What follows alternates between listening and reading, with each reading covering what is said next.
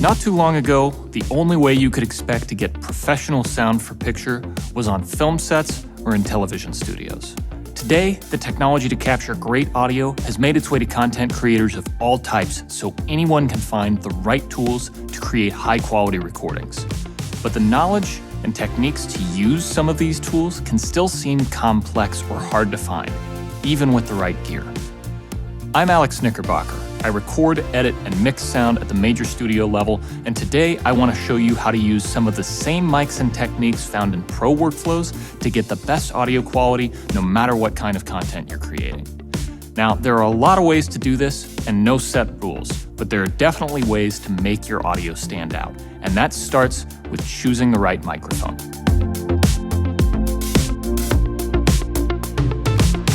You can get great results from on-camera mics and wireless lavs, but for the most professional sound, you're going to want a boom mic. Boom mics are exactly what they sound like, microphones that are mounted on the end of a boom pole. You've probably seen them used by professional recordists and boom operators on movie productions or live news broadcasts. They usually require dedicated recorder and electricity, known as phantom power, but they deliver uncompromising recording quality in studio and out in the field. And they're a great choice for both stationary content shot in a dedicated space or unpredictable places like film sets and the outdoors. Many people use the term shotgun mic and boom mic interchangeably. The reality is that there are plenty of different mics you can mount to a boom, and shotguns are just one of them. But they're the most common for good reason.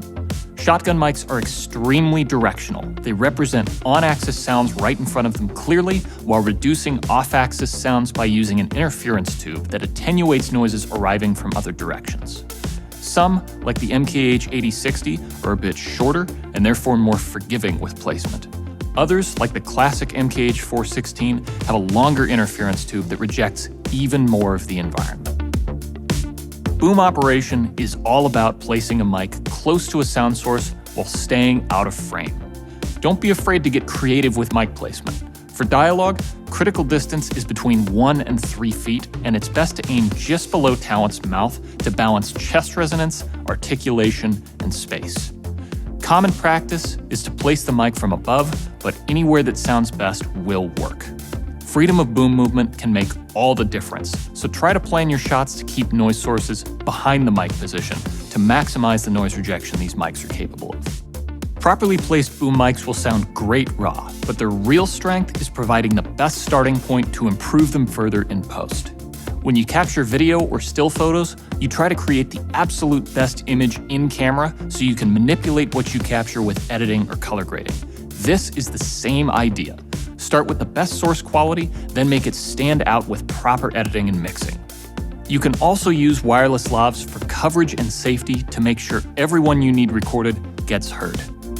And if all else fails, you can even layer lav recordings under the boom mic to make dialogue stand out more while retaining the natural feeling of space that the boom provides. Be careful of phase issues if you try this. Sound travels fast, but it will generally reach a lav before it reaches a boom. And especially if talent is moving around during recording, you'll hear that time arrival difference. It'll start to sound strange. Because boom mics sound more natural, you should prioritize them to keep your workflow simple. Even if you're recording stationary sound, these mics are very sensitive to their environments. Hard surfaces can cause sound to bounce off walls or ceilings, and while shotgun mics are directional, some are still sensitive to sounds close behind them.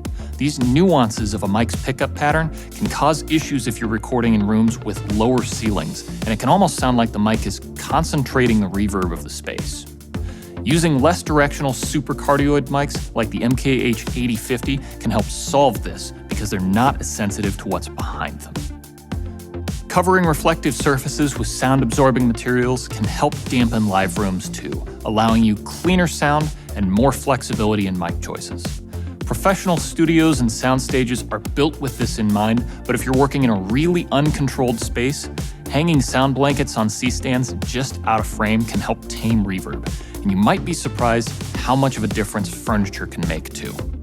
Also, the slightest motion can cause handling noise with a boom mic, and even lightly tapping your foot can be picked up through a mic stand. That's why you should always use some kind of shock mount or suspension. They act like a Steadicam for sound, keeping the mic from shaking too much so you can get the cleanest audio possible. Smaller shock mounts can be used on a boom pole or C-stand, and pistol grip suspension systems are great for handheld recording. Mics like the MKE600 can even attach to your camera shoe mount, and with its internal battery, you can record directly into your camera, no dedicated recorder or phantom power required. You should use wind protection whenever you can. Blimps and fur work great outdoors without adding too much weight, but they might be overkill for indoor use. Small wind covers work great in tight spaces and keep audio clean during quick mic movements.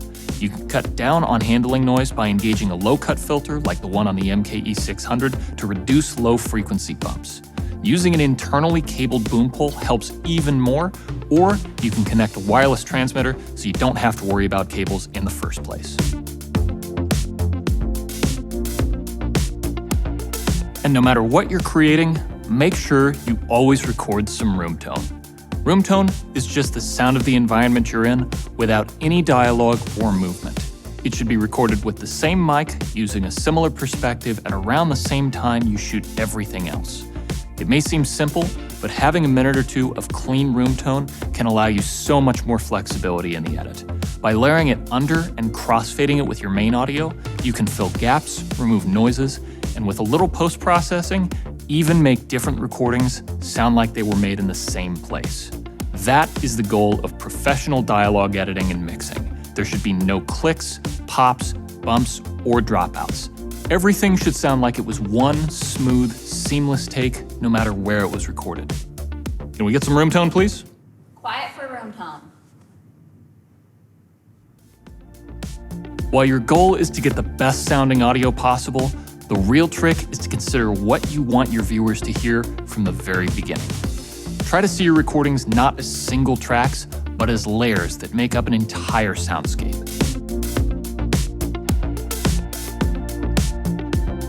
To learn more about boom mics and professional audio, check out the links below or head over to Sennheiser's website. And remember, there are plenty of techniques to fix bad recordings, but the best way to get professional sound starts with the right microphone.